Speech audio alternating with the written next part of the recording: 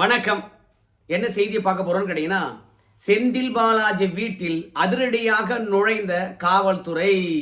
எந்த வீட்டில் நுழைந்திருக்கின்றார்கள், எதற்காக நுழைந்திருக்கின்றார்கள், எந்த ஊரு காவல்துறை, எல்லாவற்றையும் விரிவா இந்த வீடியோவில் பார்த்துடலாங்க.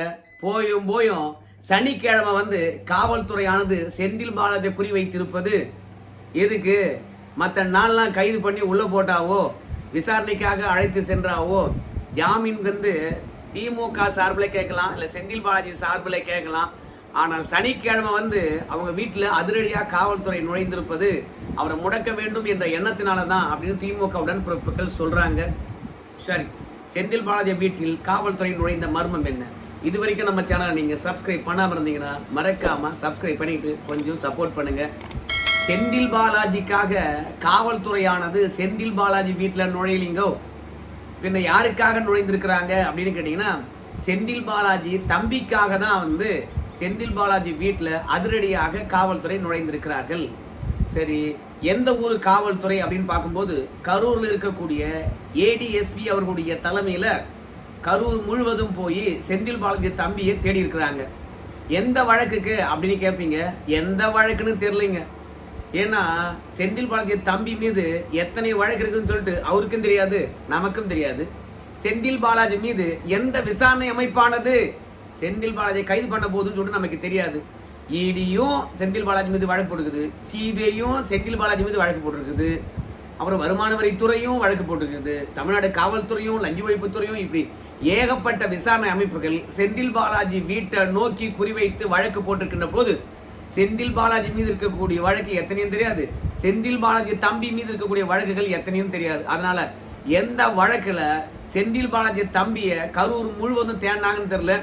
கரூர் முழுவதும் தேடிவிட்டு அவர் வீட்லயும் தேடி இருக்காங்க, அவர் வீட்லயும் அவர் இல்ல. பிறகு செந்தில் பாலாஜி தம்பி அவருடைய செல்போன் டவரை கணித்து இருக்கின்றார்கள். அப்போ செல்போன் டவரானது சென்னையை நோக்கி காட்டி இருக்குது. செந்தில் பாலாஜியை பொறுத்த வரைக்கும் ஒரு மாதத்துக்கு முன்புதான் எம்ஆர்சி நகர்ல ஒரு வீடு வாங்கினாரு. ஏன்னா அங்கிருந்து சட்டமன்றத்துக்கு போகலாம் கிட்ட அப்படின்னால அவங்க ஒரு வீடு வாங்கினாரு.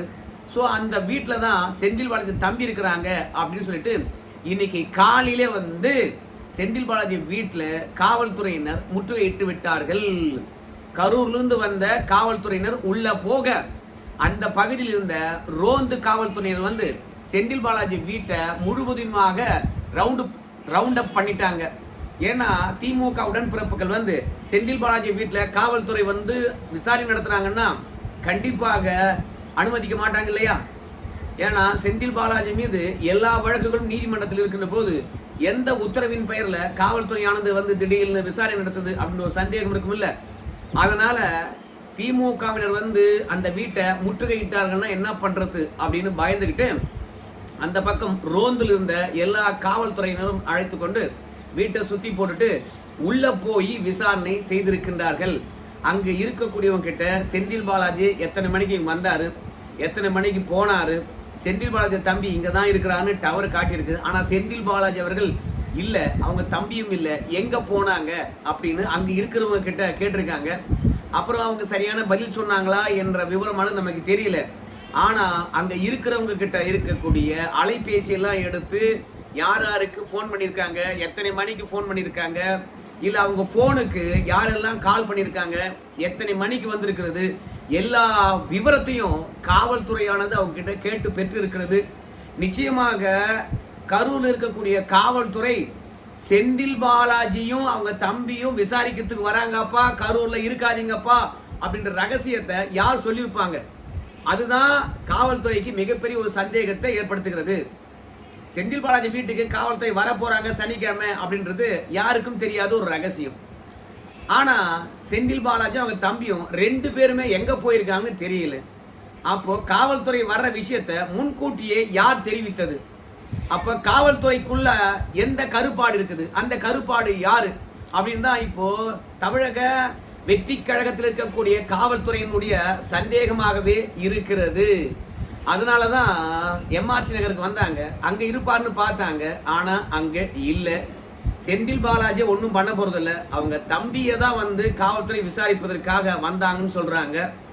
ஏங்க ஆட்டை விட்டுட்டு குட்டியை மட்டும் பதம் பார்க்கின்ற வேலை என்ன இது அப்படின்னு சொல்லுகின்ற போது செந்தில் பாலாஜி தம்பி விசாரித்தா பல விஷயங்களை கண்டிப்பா ஒப்பிப்பாரு. அதன் அடிப்படையில் செந்தில் பாலாஜியும் தூக்கி உள்ள போடலாம் என்பதுதான் அவங்களுடைய எண்ணமாக இருக்கிறது.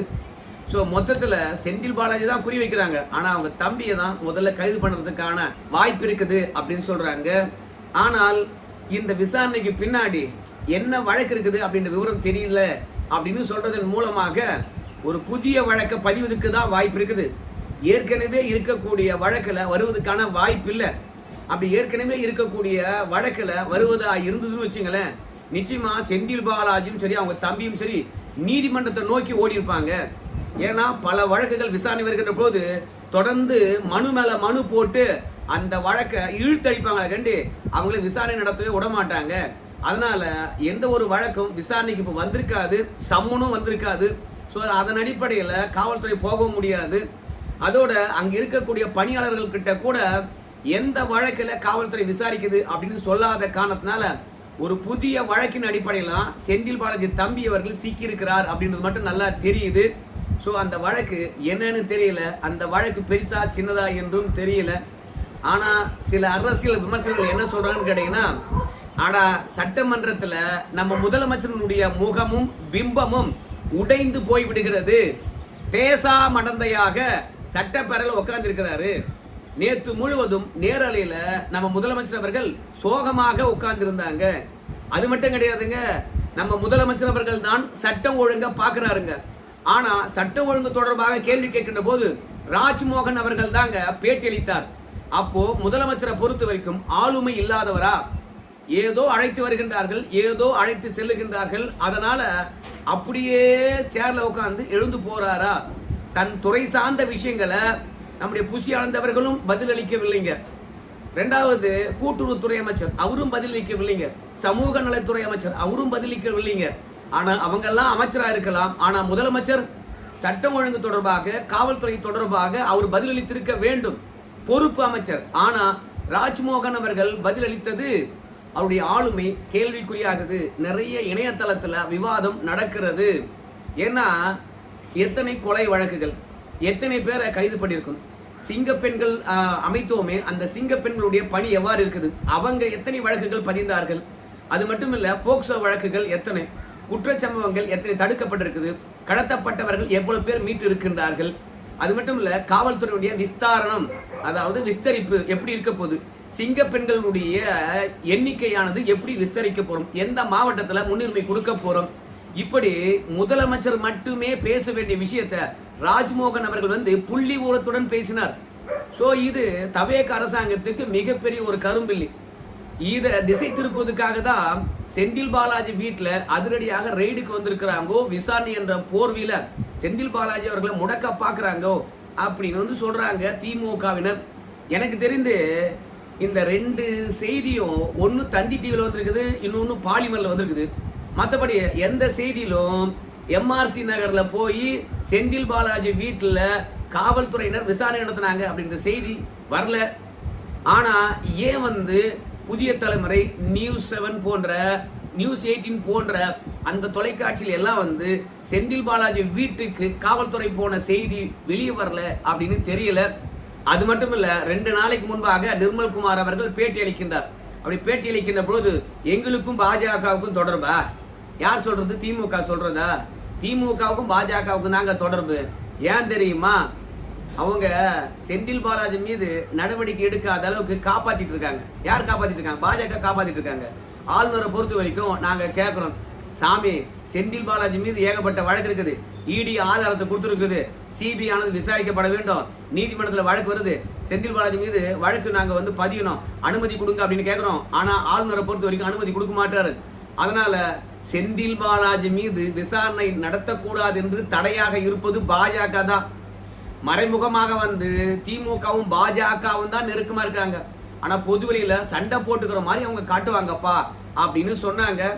சோ செந்தில் பாலாஜியை பொறுத்த வரைக்கும் கரூர் சம்பவத்துல விஜய்க்கு பெரிய ஆப்பாக மாறுவாரோ என்ற ஒரு அச்சம் இருப்பதனால அவங்க தம்பி மூலமாக செந்தில் பாலாஜிக்கு ஒரு பயத்தை கூட்டுறாங்களோ என்னவோ தெரியல. ஏன்னா எனக்கு தெரிந்து இந்த கரூர் வழக்கானது மீண்டும் விசாரணைக்கு வருது. 27 28 கரூர் வழக்கானது சிபிஐ ஆனது விசாரிக்கிறது. ஸோ ஸோ அதுல நம்முடைய முதலமைச்சர் அவர்கள் ஆஜராக வேண்டுமா தெரியல. கரூர்ல இருந்த காவல்துறையினர் ஆஜராக வேண்டுமா தெரியல. ஸோ அதனால கரூர் சம்பவம் தொடர்பாக செந்தில் பாலாஜி விசாரிக்க போய் அப்படியே திசை திரும்பி அவங்க தம்பிகளை விசாரிக்கின்றார்களா ஒண்ணுமே தெரியல. பெரிய மர்மமா இருக்கிறது. ஒரு முன்னாள் அமைச்சர் வீட்டில் காவல்துறை போய் விசாரணை நடத்திருக்குது. என்ன விவரம் என்று கூட நமக்கு தெரியல. எல்லாமே திமுக மாதிரி தவேக்காரங்களும் செஞ்சிட்டு இருக்காங்க. அவங்க தான் யார் யூடியூப்ல பேசினாலும் சரி அவங்க மீது ஒரு வழக்கை போட்டு அவங்கள அழைச்சிக்கிட்டு போவாங்க. ஒரு 12 மணி நேரம் சுத்தம் வண்டியில் வச்சு சுத்துவாங்க.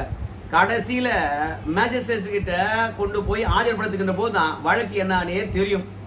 ஆனா கைது பண்றதுக்கு முன்பாக வீட்டில் இருக்கிறவங்களுக்கு எல்லாம் சொல்லிடுவாங்க, ஏப்பா இவர் கைதாகிறார், விசாரணைக்காக அழைச்சிட்டு போறணும். ஆனா எந்த வழக்குல எதற்காகன்னு தெரியாது. அதே மாதிரி முன்னாள் அமைச்சர் வீட்லயும் போய் இன்னைக்கு காவல்துறையானது விசாரித்திருக்கிறது. எந்த வழக்குன்னு தெரியல. சரி பார்க்கலாம். இந்த வழக்கினால செந்தில் பாலாஜி என்ற சாம்ராஜ்யம் சரிகிறதா? பொறுத்து பார்க்கலாங்க. நன்றி.